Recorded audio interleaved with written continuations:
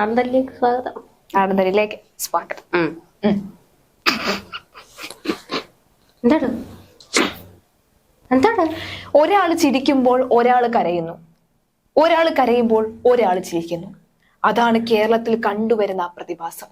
അതും തിരുവനന്തപുരം ജില്ലയിലെ തലസ്ഥാന നഗരത്തിന്റെ ഹൃദയ മധ്യഭാഗത്ത് വരുന്നു. അത് അല്ലെ, അറിയാമോ? എന്താ? ഒരാൾ ചിരിക്കുമ്പോൾ ഒരാൾ കരയുന്നു. താൻ ഗുളിക ഒന്നും കഴിച്ചില്ലേ? തന്നെ ആ ഗുളി അങ്ങ് വീട്ടിൽ നിന്ന് ഇരിപ്പുണ്ട്. നന്നായി. എന്താ കുഴപ്പമുണ്ടെന്ന് എനിക്ക് തോന്നിയായിരുന്നു. ഇപ്പൊ എന്താ പ്രശ്നം? എന്താ? ഒരാൾ ചിരിക്കുമ്പോൾ ഒരാൾ കരയുന്നു. കുറെ നേരം കൊണ്ട് തുടങ്ങിയത് ആരാന്ന് പറയാ. ഒരാൾ ചിരിക്കുമ്പോൾ ഒരാൾ കരയുന്നത് അത് ന്യായമാണോ? താൻ തന്നെ പറ. അത് ഒരുമാതിരി വൃത്തിയായിട്ട പരിപാടിയാ. അത് ഒരാള് ഹൃദയം കൊണ്ട് കരയുമ്പോ നോക്കി ചിരിക്കുകയാണോ ചെയ്യേണ്ടത്? വൃത്തിയുടെ പരിപാടിയല്ലേ അത്? താനാണോ കരഞ്ഞത്? അല്ല, മേയർ ആര്യ രാജേന്ദ്രൻ. മേയർ ഇന്നലെ താൻ ഇവിടെ കിടന്ന് പൂങ്കണ്ണീർ ഒഴുക്കുന്നുണ്ടായിരുന്നല്ലോ, മേയറിന്റെ കണ്ണീര് കണ്ട് സഹിക്ക വയ്യാതെ. അതേപോലെ തന്നെ തന്റെ അതേ അണി തന്നെ തൊട്ടടുത്ത് നിന്ന മേയർ ചേച്ചി കരയുന്നത് നോക്കിയിരുന്ന് ചിരിക്കുന്നു. കൊള്ളാലോ സംഗതി എന്നൊക്കെ അല്ല, അറിയുന്നുണ്ടോ? അത് കരഞ്ഞതൊന്നും ചിരിച്ചതൊന്നും ആയിരിക്കത്തില്ല. അല്ല, കരഞ്ഞതൊന്നും ആയിരിക്കില്ല. അതെ അതെ, കരഞ്ഞതൊന്നും അല്ല. ചിരിച്ചതൊന്നും ആയിരിക്കത്തില്ല. പിന്നെ പല്ലൊളിച്ചതാണോ? പല്ലിന്റെ ഇടയിൽ എന്താണ്ട് പോയതാണ്. ഓ, ന്യായീകരണമാണേ. ന്യായീകരണ സിംഗാണ് കേട്ടോ നിങ്ങളുടെ കുഞ്ഞളി. പറയാതിരിക്കാൻ വയ്യ. പല്ലിന്റെ ഇടയിൽ എന്താ ഇങ്ങനെ ഇരുന്നായിരിക്കും അല്ലേ? അതിന്റെ ഇടയിൽ പോയി ഫോട്ടോ എടുക്കാൻ കുറെ നാറുകള്. പിന്നെ ക്യാമറയുടെ മുന്നിൽ വന്നിരുന്ന് കരയാൻ ഒരു കുഴപ്പമില്ല. അല്ലെങ്കിൽ പറയാം ഒരു നിമിഷം എന്ന് പറഞ്ഞ് മാറിപ്പോന്ന് കരയാലോ. ക്യാമറയുടെ ക്യാമറ കൊണ്ട് നടക്കുമല്ലേ? ഓ, പിന്നെ ക്യാമറ വായിക്കാത്ത വന്നു കഴിഞ്ഞാൽ നിങ്ങൾ വെച്ചോളൂ എന്ന് പറയാൻ അവർക്ക് വേറെ മടിയൊന്നുമില്ല. പിന്നെ മേയർ കരഞ്ഞത് എവിടുത്തെ വിഷയം? മേയർ കരഞ്ഞതല്ല വിഷയം. അതായത് മേയർ കരഞ്ഞപ്പോ ചിരിച്ചുകൊണ്ടിരുന്നു. അതായത് മേയറിന്റെ കണ്ണീര് പൂങ്കണ്ണീരാണെന്ന് നിങ്ങളുടെ പാർട്ടിക്കകത്തുള്ള ആൾക്കാർക്ക് വരെ മനസ്സിലായി ആകാൻ തുടങ്ങി എന്നല്ല അതിന്റെ അർത്ഥം. എങ്ങനെ സാധിക്കുന്നുണ്ടോ തനിക്കിതൊക്കെ? മനുഷ്യനാണോ? മനുഷ്യനായത് കൊണ്ടാണ് വെറും പച്ചയായ മനുഷ്യനായ ഒരു മനുഷ്യന്റെ അവസാന നിമിഷം ഏറ്റവും വളരെ മ്ലേച്ഛമായ ഒരു സാഹചര്യത്തിൽ കൂടി ഒരു മനുഷ്യൻ കടന്നു പോവുകയും അദ്ദേഹം മരിക്കാനിടയാവുകയും ചെയ്ത സംഭവത്തിൽ നിങ്ങളെ കൊലയാളിയാക്കുന്നത് അതുകൊണ്ട്. എടോ, ആ വീട്ടിൽ ആ അമ്മയോടൊപ്പം ഉണ്ടായിരുന്നു മേയർ. ആ അമ്മയെ ആശ്വസിപ്പിച്ച് അവിടെ ഉണ്ടായിരുന്നു മേയറൊക്കെ എന്ന് വന്നു. ആ വീട്ടിലെ ഏക പ്രതീക്ഷയായിരുന്ന ആ വീട്ടിലെ അമ്മയുടെ മകൻ മരിച്ചപ്പോൾ ആ ശവശരീരവുമായി ആണല്ലോ വന്നത്. ഇത്രയും നാളും ഇതേ തിരുവനന്തപുരത്ത് ഇതേ സ്ഥലത്ത് തന്നെയാണ് അവർ താമസിച്ചിരുന്നത്, ഇതേ മുറിയില്. ഈ സർക്കാർ അവർക്കൊപ്പമുണ്ട്. എന്ന് ലക്ഷം രൂപ വീടും അദ്ദേഹത്തിന്റെ സഹോദരന്റെ മകന് ജോലിയും കൊടുക്കാമെന്ന് വാഗ്ദാനം ചെയ്തിട്ടുണ്ട്. ആ ഇള്ള പിള്ളയ്ക്കോ? അത് വലുതാവുമല്ലോ. വലുതാവുമ്പം ഈ സർക്കാരിവിടെ ഉണ്ടാവോ? എന്നിങ്ങനെ ഇരിക്കത്തില്ലല്ലോ. അടുത്ത സർക്കാർ അടുത്തത് ഞങ്ങളായിരിക്കുമല്ലോ. എവിടെയായിരിക്കും? അങ്ങോട്ട് ഞങ്ങളാണല്ലോ. ആര് പറഞ്ഞു? എവിടെ നിങ്ങളായിരിക്കും? ഇപ്പൊ ഞങ്ങളല്ലേലും ഞങ്ങൾ കൊടുത്ത വാഗ്ദാനം അടുത്ത വരുന്ന സർക്കാർ പാലിക്കണം. ഓ, അങ്ങനെ. എന്നും കൊച്ചിങ്ങനെ ഇരിക്കത്തില്ല, അത് വലുതാവുമ്പോ കൊടുത്താ മതി, അത്രേ ഉള്ളൂ.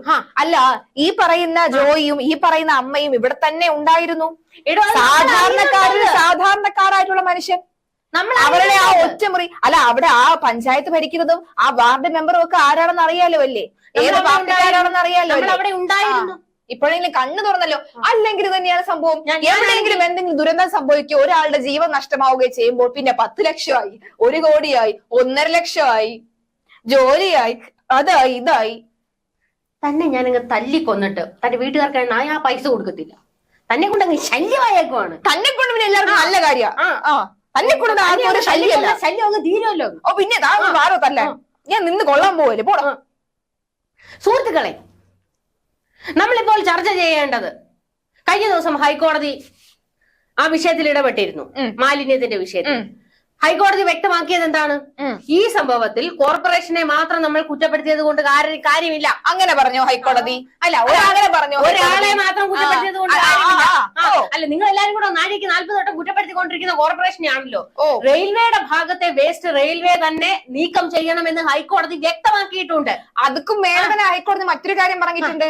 റെയിൽവേയും അതുപോലെ തന്നെ നഗരസഭയും കളക്ടറും കൃത്യമായി പഠിച്ച് വിവരസഹിതം റിപ്പോർട്ട് 26-ാം തീയതി കൊടുക്കണമെന്ന് പറഞ്ഞിട്ടുണ്ട്. അവിടെ ആരെയും എടുത്തു പറഞ്ഞിട്ടില്ല. 3 പേർക്ക് റെയിൽവേയുടെ കാര്യം പറഞ്ഞിട്ടുണ്ട്. നമ്മളതിനെ അന്ന് നിഷേധിക്കുന്നില്ലല്ലോ. റെയിൽവേയുടെ കാര്യം പറഞ്ഞിട്ടില്ലല്ലോ. ഇവിടെ കഴിഞ്ഞ ദിവസം തൊട്ടങ്ങ് കരച്ചിലായിരുന്നു. കോർപ്പറേഷനാ ചെയ്യേണ്ടത്, കോർപ്പറേഷനാ ചെയ്യേണ്ടത്. ഒരു നിമിഷം എടോ, കഴിഞ്ഞ ദിവസം ജോയിയുടെ ശരീരം കിട്ടിയതിന് ശേഷം അവിടെ എന്തെങ്കിലും ഒരു പ്ലാസ്റ്റിക് കുപ്പി എടുത്ത് ഒരു കുപ്പ എടുത്തെടുത്ത് മാറ്റിയിട്ടുണ്ടോ? ഇല്ലല്ലോ. അവിടെ അവസാനിച്ചതാണല്ലോ നിങ്ങളുടെ വൃത്തിയാക്കലോ. അവിടെ കഴിഞ്ഞടോ, നിർത്തിയിട്ടില്ല. ഇനിയും ആൾക്കാർ വീട് മരിക്കണം, എന്നാൽ ഇവർ തുടങ്ങോളൂ. ഇതാണോ പച്ച പരമാർത്ഥം? സുഹൃത്തുക്കളെ, അങ്ങനെയല്ല. ജോയിയുടെ കാര്യങ്ങളുമായി മുൻപോട്ട് പോയതിനാൽ ആ നടപടി നമ്മൾ നിർത്തിവെച്ചു. പക്ഷെ അടുത്ത ദിവസം തന്നെ വേസ്റ്റ് നീക്കം ചെയ്യുന്നതിനുള്ള നടപടികൾ കോർപ്പറേഷൻ തുടങ്ങുകയാണ്. ഈ അടുത്ത ദിവസം വർഷമാണോ? പിന്നെ വേസ്റ്റ് നീക്കം ചെയ്യണമെന്ന് ആവശ്യപ്പെട്ടുകൊണ്ട് മേയർ ആര്യ രാജേന്ദ്രൻ നിരന്തരം റെയിൽവേക്ക് കത്തയച്ചിരുന്നു. എന്തുകൊണ്ട്? ഒരു നിമിഷം ഈ ഇപ്പൊ പറഞ്ഞ സെന്റൻസ് തൊട്ട് മുന്നേ പറഞ്ഞില്ലേ, എന്താ ഉടനെ തന്നെ ആരംഭിക്കും എന്ത് വേസ്റ്റ് നീക്കം ചെയ്യുന്നത്? ഇത് ആര്യ രാജേന്ദ്രൻ അറിഞ്ഞായിരുന്നു?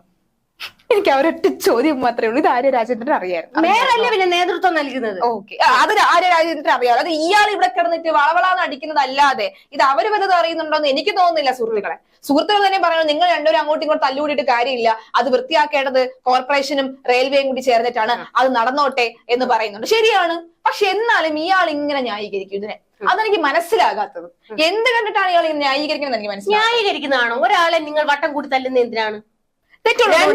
ഭാഗത്ത് തെറ്റുണ്ടായിട്ട് നിങ്ങൾ ഒരാളെ മാത്രം വളഞ്ഞിട്ട് ആക്രമിക്കുന്നതിന്റെ കാര്യം എന്താണ്? ഒരാളെ മാത്രം ആര്യ രാജേന്ദ്രൻ ആയതുകൊണ്ട്. ഇനി അല്ലെങ്കിലും ആണെങ്കിലും അതിന് വേറെ ഇതിപ്പോ ഈ തോട് ഒഴുകുന്ന ഇഴഞ്ചാൻ തോട് ഒഴുകുന്ന ആ ഭാഗത്തെ വാർഡ് മെമ്പർ ഉണ്ടല്ലോ, ഗായത്രി, അതായിരുന്നു. അവരെ ഞങ്ങൾ കുറ്റപ്പെടുത്തുന്നുണ്ട്. ആരൊക്കെയാണോ ഇതിന് ഉത്തരവാദിത്തം? ഈവൻ ഇവിടെ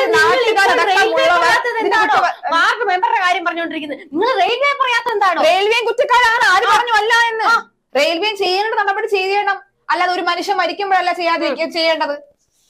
അല്ല എന്തോ അമ്മൂമ്മയുടെ റെയിൽ നീര് എന്താ അമ്മൂമ്മക്ക് മാത്രം റെയിൽ നീരുള്ളൂ? അപ്പൊ ഈ പാമ്പേഴ്സ് ഒക്കെ എവിടെന്നാ വന്നത്? അതിന് മേയറുടെ ആണെന്നും കൂടെ പറ. പാമ്പേഴ്സ് അതായിരുന്നു. ശരിയാ. അപ്പൊ അതായിരുന്നല്ലേ പാമ്പേഴ്സ്. അപ്പൊ അതും കൊണ്ട് അവിടെ തള്ളുന്നുണ്ട്. വെറുതെ അല്ല ഈ കണ്ണീര്. പാലുപ്പി മേടിച്ചിട്ടെ അവച്ചിക്ക് എന്റെ മുന്നിൽ പാലുപ്പി മേടിച്ചിട്ടെ. നിർത്തിക്കോ. അന്ന് മുരളീധരൻ പറഞ്ഞപ്പോ എന്തായിരുന്നു? മുരളീധരൻ പറഞ്ഞു അയാൾ അങ്ങോട്ട് പോയി വൃത്തിയാക്കാൻ പറ. വൃത്തിയാക്കണോ ആദ്യം? അവന്മാർക്കുണ്ടല്ലോ കുറെ ഊത് കോൺഗ്രസ്സുകാര്, അവന്മാരും അങ്ങോട്ട് പോയി ഇറങ്ങി അങ്ങോട്ട് വൃത്തിയാക്കാൻ പറ. താൻ ഇറങ്ങും ആദ്യം അങ്ങോട്ട്. നിങ്ങളുടെ തിളക്കുന്ന രക്തോ ശക്തിയുക്തമായ ചോരയോ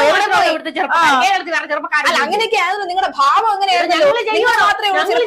ഞങ്ങൾ ചെയ്യണോ? ആരെ കേൾപ്പിക്കാൻ പറഞ്ഞോണ്ടിരിക്കുന്നത്? പോയി ചെയ്യങ്ങോട്ട്. ചെയ്യണോ? അത് ശരിയാ. പൊതുച്ചോരോ അണ്ടി ഓഫീസിൽ പണിയും കഴിഞ്ഞ് എപ്പോഴാ സമയം? ഉണ്ടായിരുന്നു. പോവിടുന്ന് അണ്ടി ഓഫീസ് എവിടെ പോയി കാണാനില്ലല്ലോ ഏച്ചിയെ. അല്ലെങ്കിൽ സപ്പോർട്ട് ചെയ്യാൻ കുറച്ച് ആൾക്കാർ ഇറങ്ങാനാണല്ലോ. അന്ത്യാഞ്ജലി അർപ്പിച്ചായിരുന്നു. ആണോ സുഹൃത്തുക്കളെ? അപ്പോൾ നമ്മൾ പറയുന്നത് നമ്മൾ തമ്മിൽ തല്ലിയിട്ട് കാര്യമില്ലടോ. നാളെ തന്നെ നമുക്ക് വേസ്റ്റ് വൃത്തിയാക്കാം. താൻ ആദ്യം ഇങ്ങോട്ട് ഇറങ്ങ്. അമ്മിണി ഇറങ്ങ ആദ്യം, ഞാൻ പിന്നാലെ വന്നോളാം. അപ്പൊ ഞങ്ങള് വൃത്തിയാക്കും. ഇയാള് വൃത്തിയാക്കും. ഞാനും ഒപ്പം ഉണ്ടാവും. ഇയാൾ ഇറങ്ങണം. പക്ഷെ ആദ്യം അതില് എടോ മന്ദബുദ്ധി, ഈ സുപ്രീം കോടതി വിധി ഉണ്ട്. മനുഷ്യന്മാർ ഇറങ്ങി വൃത്തിയാക്കേണ്ടതില്ലെന്ന്. പിന്നെ തന്നെ ആരെ കേൾപ്പിക്കാനെന്ന് പറയാനുള്ളത്? ഒരു മനുഷ്യനെ ഇത്ര വൃത്തിഹീനമായ ഇറക്കരുത് എന്ന് സുപ്രീം കോടതി വിധിയുണ്ട്. എന്തുകൊണ്ട് അത് പാലിക്കപ്പെട്ടില്ല? റെയിൽവേ എന്തുകൊണ്ട് അയാൾക്ക് മറ്റേ ആരോഗ്യത്തിന് ഒരു പ്രശ്നങ്ങളും ഉണ്ടാകാതിരിക്കും. PPE കിറ്റ് കൊടുക്കാമായിരുന്നു, മാസ്ക് കൊടുക്കാമായിരുന്നു, ഗ്ലൗസ് കൊടുക്കാമായിരുന്നു. ഇതൊന്നും കൊടുക്കാതെ ആ മനുഷ്യനെ എന്തിനാണ് ആ വൃത്തിഹീനമായ അവസരത്തിൽ ഇറക്കിയത്? പോയിന്റ്. പക്ഷേ ഈ മനുഷ്യൻ ആ വെള്ളത്തിൽ ഒഴുക്കിപ്പെട്ടു പോയി. ഈ മനുഷ്യനെ കാണാതില്ല. അതിനുശേഷം ഇറങ്ങിയ NDRF സംഘം, ഫയർഫോഴ്സ് സംഘം, നഗരസഭയിൽ നിന്നിറങ്ങിയ അംഗങ്ങൾ, ഇവരുടെ ആരുടെ കയ്യിലും ഇല്ലായിരുന്നു ഒരു ഗ്ലൗസോ മാസ്കോ ഒന്നുമില്ലായിരുന്നു. അതെന്തുകൊണ്ട് കൊടുത്തില്ല? കൊടുത്തില്ല. അവരുടെ വസ്ത്രങ്ങൾ താൻ കണ്ടില്ലായിരുന്നു? ഓക്കെ, ശരി, സമ്മതിച്ചു. അവരുടെ വസ്ത്രങ്ങൾ ഞാൻ കണ്ടായിരുന്നു. ഈ നഗരസഭയിൽ നിന്ന് കുറച്ച് ആൾക്കാർ ഇറങ്ങിയായിരുന്നു. അവരുടെ വസ്ത്രം കണ്ടായിരുന്നോ? അവരുടെ വസ്ത്രം കണ്ടായിരുന്നോ? പരിഭ്രമിച്ച് നിൽക്കുകയായിരുന്നു ആ അവസരത്തിൽ നമ്മൾ. എന്ത് ചെയ്യണം, എത്രയും പെട്ടെന്ന് ആ മനുഷ്യനെ കണ്ടെത്തുക എന്നുള്ള. ഇനി ഈ സഹായിക്കാൻ ഇറങ്ങിയവർ ഒന്നും നോക്കാതെ ഇറങ്ങിയിട്ടുണ്ട്. നല്ല മനസ്സ്, അവരുടെ വലിയ മനസ്സിന് നന്ദിയുണ്ട്. അവർ എല്ലാ കാര്യങ്ങളും കോർപ്പറേഷൻ നോക്കും. അവരുടെ ആരോഗ്യത്തിന് വേണ്ട എല്ലാ കാര്യങ്ങളും കോർപ്പറേഷൻ അതിന് വേണ്ട നടപടികൾ. എത്ര പേര് ഇറങ്ങിയത് അതിനകത്ത്? എത്ര പേര് ഇറങ്ങിയത് കണക്കുണ്ടോ? കണക്ക് മേയറുടെ കയ്യിലുണ്ട്. സന്തോഷം. അപ്പൊ ഞാൻ പറയുന്നത് റെയിൽവേയോടും കോർപ്പറേഷന്റെ ആൾക്കാരോടും പറയുകയാണ്. എന്താണാവോ പറയുന്നത്? ഞാൻ പറയും, ഇത്തരം വൃത്തിഹീനമായ അന്തരീക്ഷം, മനുഷ്യന്മാരെ ഇറക്കാതെ മറ്റ് സംവിധാനങ്ങൾ, അതായത് സാങ്കേതിക വിദ്യ ഒരുപാട് പുരോഗമിച്ചല്ലോ. അപ്പോൾ അത്തരത്തിലുള്ള ഒരു മാർഗം സ്വീകരിക്കുക. നമ്മൾ പറയല്ലോ, ഒരു മനുഷ്യനെ നമ്മൾ അത്തരത്തിലൊരു അന്തരീക്ഷത്തിൽ നമ്മൾ ഇറക്കാൻ പാടില്ല. അത് പ്രബുദ്ധരായ നമ്മൾ, പ്രബുദ്ധ കേരളമാണ് നമ്മൾ. ഈ പ്രബുദ്ധ കേരളത്തിലുള്ള പ്രബുദ്ധ നഗരസഭയിലെ പ്രബുദ്ധ മാതാവ് എന്തുകൊണ്ട് ഈ പറയുന്ന ടെക്നോളജി യൂസ് ചെയ്ത് അതിന് മുന്നേയുള്ള നഗരസഭയുടെ ഓടകൾ ക്ലീൻ ചെയ്തില്ല, അല്ലെങ്കിൽ ആമയിഴഞ്ചാനത്തോട് വൃത്തിയാക്കിയില്ല? ഈ വായടിക്കുന്നുണ്ടല്ലോ, എന്തുകൊണ്ടത് ചെയ്തില്ല? റെയിൽവേ എന്തുകൊണ്ടത് ചെയ്തില്ല? താൻ എന്തുകൊണ്ടത് ചെയ്തില്ല? ഞാനത് ഓർമ്മിപ്പിക്കുന്നുണ്ട്. പക്ഷെ എനിക്ക് വിഷമം എന്താണെന്നറിയാമോ? എനിക്ക് വലിയൊരു വിഷമം. ഇറങ്ങാൻ പറ്റാത്ത അതല്ല, എന്തോ ജോയി മരിച്ചതാണോ? അതുകൊണ്ട് എനിക്ക് വിഷമമുണ്ട്. അമ്മയുടെ കാര്യത്തിൽ എനിക്ക് വിഷമം. അമ്മയുടെ കാര്യത്തിൽ എനിക്കാണെങ്കിലുണ്ടല്ലോ, തലേ ദിവസം നമ്മൾ ഒരു മദർഷിപ്പ് വിഴിഞ്ഞത്ത് വന്നത് ഉദ്ഘാടനം ചെയ്തതിന്റെ പിറ്റേ ദിവസമാണ് ഇത്തരത്തിലൊരു സംഭവം. മാൻഡ്രാക്കല്ലേ തുടങ്ങിയത് പണി? രാഷ്ട്രീയമാണോ താനിവിടെ? പിന്നെ താൻ എന്താ ഉദ്ദേശിക്കുന്നത്? എടോ, കേരളം അത്ര വലിയ ഒരു ഉദ്ഘാടനം കഴിഞ്ഞ് സംസ്ഥാനത്തിന്റെ ഏറ്റവും വലിയൊരു തള്ളു കേട്ട് മടുത്ത് മനുഷ്യൻ. രാജ്യത്തിന് തന്നെ നമ്മുടെ കേരളത്തെ അന്താരാഷ്ട്ര തലത്തിൽ എത്തിക്കുന്ന ഒരു പദ്ധതി ഇവിടെയാണ് ശ്രദ്ധിക്കേണ്ടത്. അവിടെ ആ ഒരു മദർഷിപ്പ് വരാൻ വേണ്ടി മുഖ്യമന്ത്രി പിണറായി വിജയൻ അടക്കം ഇവിടെ കിടന്ന എല്ലാ മന്ത്രിമാരും എല്ലാ മുതിർന്ന നേതാക്കളും അവിടെ എത്തുകയും, പ്രതിപക്ഷം എത്തിയിട്ടില്ല ശരിയാണ്, ബാക്കി എല്ലാവരും എത്തുകയും ലക്ഷങ്ങൾ മുടക്കി ആ ഒരു പരിപാടി നടത്തുകയും ചെയ്തു. ഇവിടെ സാധാരണക്കാരൻ മനുഷ്യൻ 1500 രൂപയ്ക്ക് വേണ്ടി ഇറങ്ങി ആ അഴുക്ക് ചാലിൽ മനുഷ്യ വിസർജനം തലയിൽ പതിക്കുന്ന ആ അഴുക്ക് ചാലിൽ ഇറക്കി. അപ്പോൾ ഈ മനുഷ്യനെ 1500 രൂപ കൊടുത്താൽ ഏത് വേസ്റ്റ് വെള്ളത്തിലും ഇറങ്ങാനുള്ള ആ സാഹചര്യത്തിൽ കൊണ്ടെത്തിച്ചത് ഇവിടുത്തെ സർക്കാരാണെന്ന് ഞാൻ പറഞ്ഞാൽ നിങ്ങൾക്ക് നിഷേധിക്കാൻ കഴിയോ?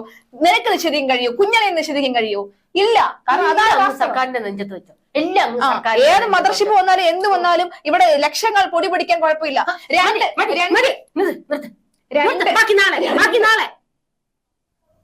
എനിക്കെല്ലാം കൂടെ ഒരു ദിവസം താങ്ങാൻ പറ്റത്തില്ല. അതുകൊണ്ടായിരുന്നു സുഹൃത്തുക്കളെ, സ്വപ്നജിയുടെ കാര്യം പറയാനുണ്ടായിരുന്നു. ഞാൻ വേസ്റ്റ് പോയി പെറുക്കിട്ട് വരട്ടെ. അതാ നല്ലത്. സ്വപ്നയുടെ കാര്യം പറയാനുണ്ടായിരുന്നു. വേണ്ടല്ലേ? നിർത്ത് പെണ്ണെ, നീ നിർത്തിക്കോ.